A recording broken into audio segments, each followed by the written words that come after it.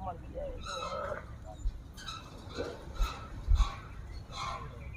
वालेकुम जी, सबको सलाम हो गया भाई, थैंक यू।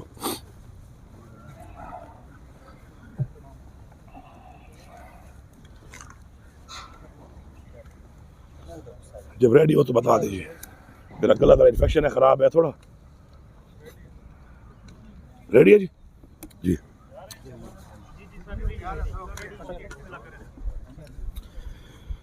बिस्मिल्लाहिर्रहमानिर्रहीम, इय्याका नअबुदु व इय्याका नस्तईन। आप सबका बहुत शुक्रिया।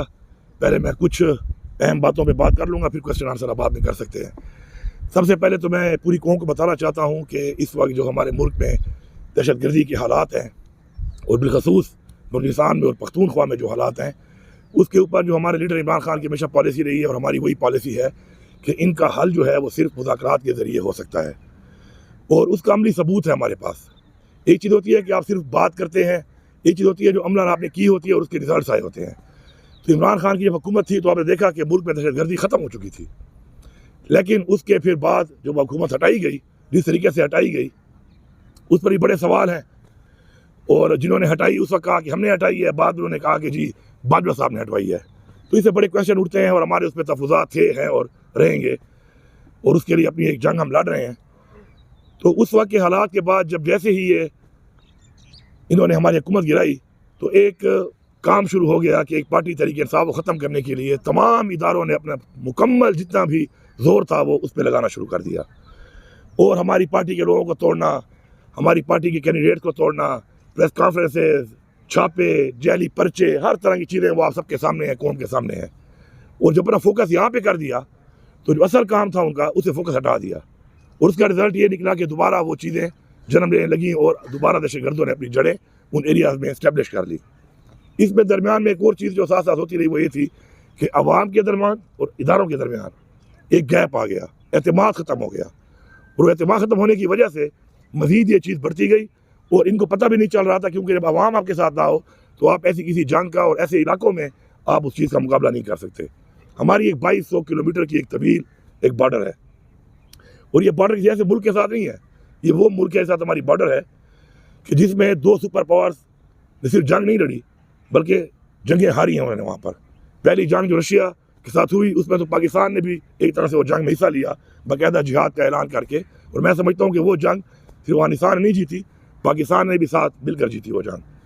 दूसरी जंग के टाइम हमारी पॉलिसी चेंज थी और जिहाद के बजाय हम अमेरिका की सपोर्ट में आ गए और उससे ये रिज़ल्ट निकला कि हालात हमारे कशीदा होना शुरू हो गए अफगानिस्तान के साथ, और जो अब तक वो कशीदगी के हालात मज़ीद बदतर होते जा रहे हैं। तो मैं अभी भी ये बात करूँगा कि जो मैंने बार बार कहा, हुकूमत संभालने के बाद कहा, हर मीटिंग में कहा, और तकरीबन 3.5 महीने पहले मेरी इस बात पे आमादगी की इदारों ने और फेडरल गवर्नमेंट ने कि आप TORs बनाएं और अफगानिस्तान के साथ मुज़ाकरात के लिए हम आगे बढ़ेंगे। तो TOR भेजे हुए तकरीबन 3-3.5 महीने हो गए हैं। बार बार मैं रिमाइंडर भी दे रहा हूँ कि मेरे साथ बैठो इस पर, क्योंकि सर मैंने जिरगे भी किए। पहले छोटा मैंने एक जिरगा बनाया, उसके बाद फॉलोड बाय एक बड़ा जिरगा जो हमने हर कौम से बंदे लेके भेजना था, अलॉन्ग विद जो फेडरल गवर्नमेंट ने हमें लोग देने थे अपने। तो हमारा काम मुकम्मल है उस लिहाज से, लेकिन यहाँ से हमें कोई जवाब भी नहीं आ रहा, हमारे साथ बैठ के इस पर बात भी नहीं की जा रही। तो मैं फिर दोबारा ये कहूँगा कि हमें इसके ऊपर संजीदगी से सोचना चाहिए, इसके बगैर कोई हल नहीं है इसका। और आपके सामने जो हालात चल रहे हैं उसका जो रिज़ल्ट आ रहा है दोबारा, वो अभी रिसेंटली जो एक वाक़या हुआ है काटलांग में।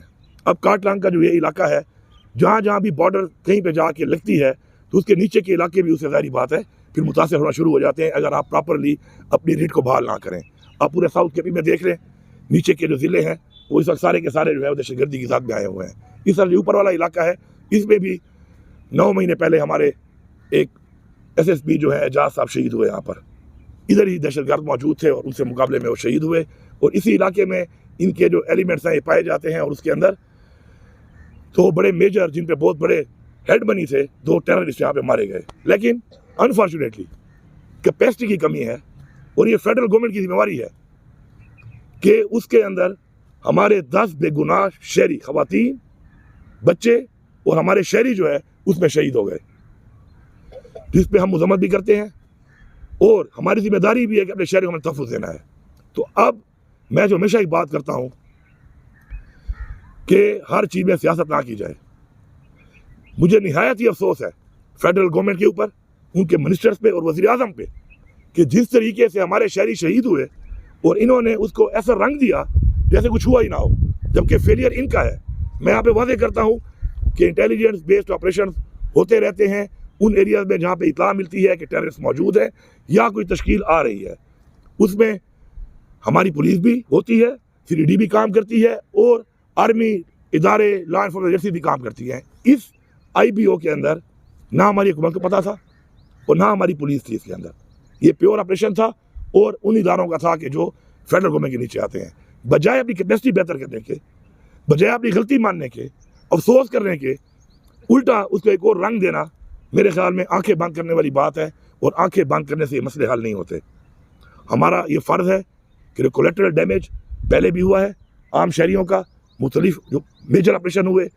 अब ये जो छोटे छोटे इस तरह के जो IBOs हैं जो ऐसे इलाकों में होते हैं, अगर उनमें भी ये काम होगा तो हम उसकी मजम्मत भी करते हैं और हम इसको बर्दाश्त भी नहीं करेंगे। ये एक क्लियर मैसेज है हमारा। हम अपने लोगों के साथ खड़े हैं, हमारी ये जिम्मेदारी है और अपनी कैपेसिटी बिल्डिंग हम कर रहे हैं। 30 अरब रुपया जब से हुकूमत आई है हमने CRD और पुलिस को दिया है स्ट्रेंथन करने की अपनी पुलिस को। लेकिन इस तरीके से ऑन बोर्ड किए बगैर इस तरह का कोई एक्शन करना और उसके बाद जो रिज़ल्ट आए उस रिज़ल्ट के ऊपर बजाय फेडरल गवर्नमेंट को सच्चाई बयान करने के इस तरह के बयानात देना ये काबिल मुज़म्मत है। इसके साथ साथ जो है दूसरी बात कि हमारा